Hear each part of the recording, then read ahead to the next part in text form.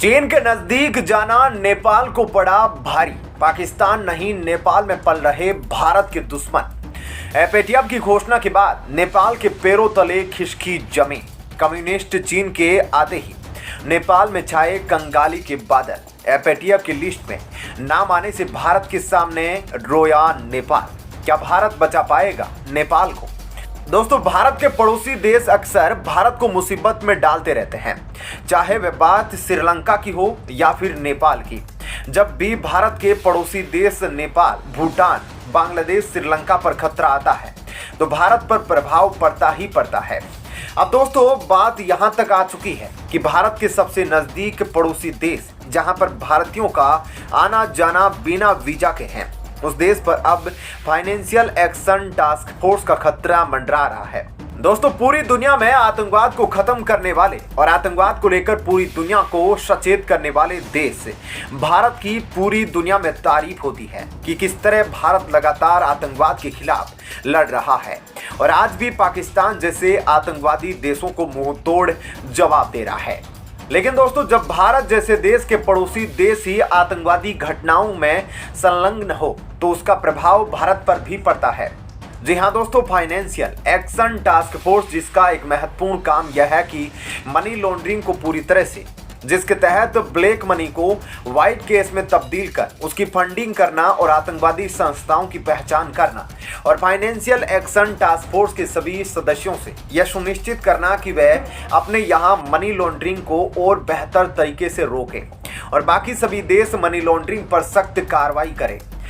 लेकिन दोस्तों, अब इसी फाइनेंशियल एक्शन टास्क फोर्स की हाल ही में रिपोर्ट से कई बड़ी खबरें सामने निकल कर आ रही है।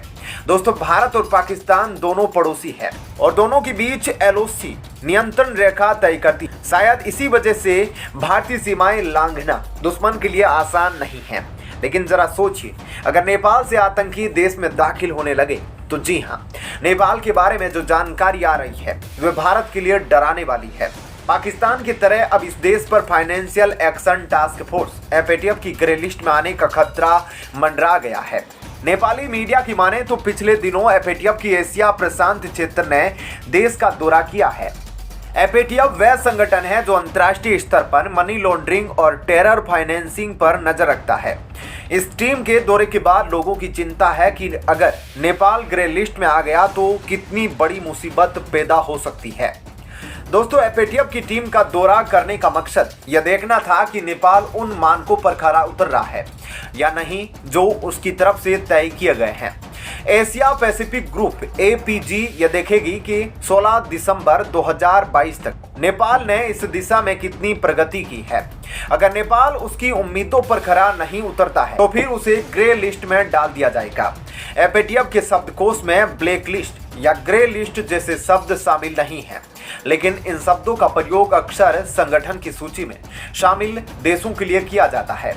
एफएटीएफ की ब्लैक लिस्ट का मतलब उच्च जोखिम वाले देश जिन पर कार्रवाई जरूरी है।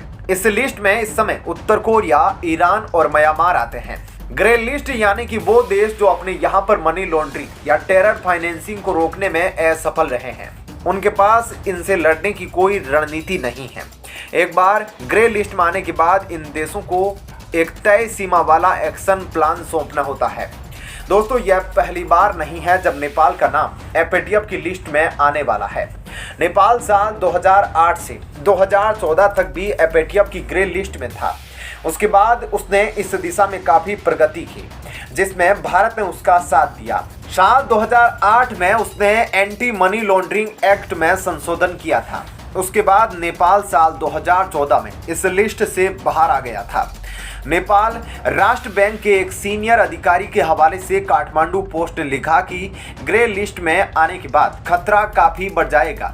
देश में मनी लॉन्ड्रिंग और टेरर फाइनेंसिंग से जुड़े कानून बनाना और फिर उसे लागू करना अपने आप में एक चुनौती है।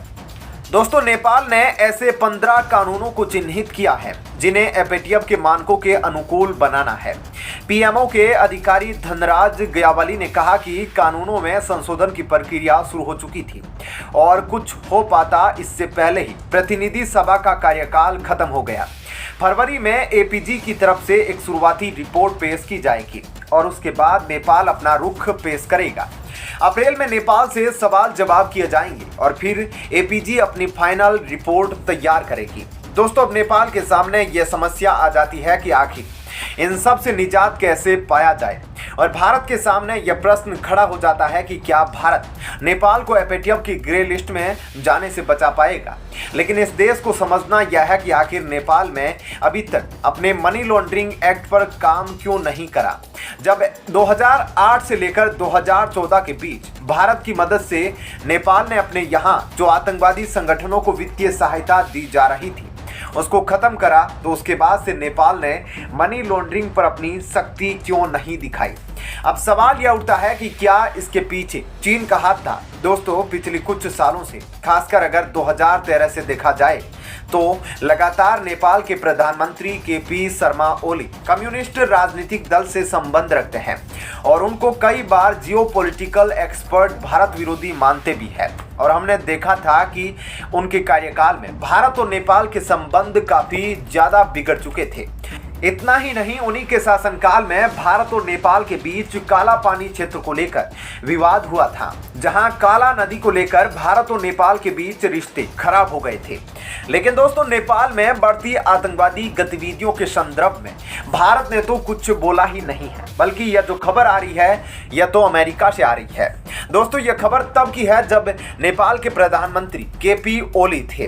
दोस्तों, उस समय अमेरिका ने यह भारत को चेतावनी दी थी कि भारत के सबसे बड़े दुश्मन इंडियन मुजाहिदीन आतंकी संगठन के ऑपरेशन इस समय पाकिस्तान में नहीं और ना ही बांग्लादेश में, बल्कि भारत के सबसे करीब पड़ोसी देश नेपाल में चल रहे हैं। दोस्तों, अब देखा जाए तो एक देश का अपने क्षेत्र पर पूरा नियंत्रण होता है, किस जगह क्या करना है और किस स्थिति में क्या एक्शन लेना है, क्या यह उस देश की सरकार भली भांति जानती है। लेकिन शायद कम्युनिस्ट विचारधारा के चलते जितने वर्ष नेपाल के प्रधानमंत्री केपी शर्मा ओली रहे हैं, उसको देखकर लगता है कि आतंकवादी संगठनों के नेपाल में हौसले बुलंद हो गए हैं। और दोस्तों, अब एक बार फिर से नेपाल में कम्युनिस्ट सरकार आई है और एक बार फिर अब नेपाल का चक्कर फाइनेंशियल एक्शन टास्क फोर्स की ग्रे लिस्ट में लगने वाला है। दोस्तों, इस बात के संदर्भ में कोई पुख्ता सबूत तो है नहीं, लेकिन भारत को परेशान करने के लिए अक्सर चीन नेपाल के साथ काफी तरह तरह के षड्यंत्र रचता है और कम्युनिस्ट सरकार में तो चीन में बहुत कोशिश की गई है और शायद उसी का ही यह परिणाम है कि आज फाइनेंशियल एक्शन टास्क फोर्स की ग्रे लिस्ट में नेपाल जल्द ही शामिल होने वाला है। अब दोस्तों, यहाँ सवाल यह उठता है कि क्या Bharat financial action task force की ग्रे लिस्ट से नेपाल को निकाल पाएगा, क्या नेपाल को जाने से बचा पाएगा। तो दोस्तों, इसका जवाब देना मुश्किल है, क्योंकि भारत के हाथ में यह बिल्कुल भी नहीं कि वह नेपाल को बचा सके, खासकर तब जब एफएटीएफ ने अपनी जांच के दौरान मनी लॉन्ड्रिंग को रोकने के संदर्भ में नेपाल के कानून को काफी कमजोर माना है। लेकिन दोस्तों, भारत के पड़ोसी देश नेपाल का फाइनेंशियल एक्शन टास्क फोर्स की ग्रे लिस्ट में शामिल होना भारत के लिए बहुत बड़ा सदमा हो सकता है और हो सकता है कि नेपाल बहुत बड़े आर्थिक संकट से टूट भी जाए। लेकिन दोस्तों, इससे ज्यादा प्रभाव तो भारत पर पड़ेगा, क्योंकि नेपाल एक स्थल रुद्ध देश है और भारत और चीन के बिल्कुल बीचों बीच पड़ता है। ऐसे में अगर भारत मदद नहीं करता तो इसके बहुत ही ज्यादा हाई चांस है कि नेपाल अपनी सभी जरूरतों के चलते पूरी तरह से चीन पर निर्भर हो जाएगा और फिर चीन किस तरह नेपाल की जमीन पर कब्जा करेगा और नेपाल की मदद से भारत पर नजर रखेगा और भारत के सीमावर्ती राज्यों में जासूसी करेगा, यह भारत की आंतरिक सुरक्षा के लिए सबसे बड़ा खतरा होगा। आपका इस खबर पर क्या कहना है, जरूर बताएं। धन्यवाद।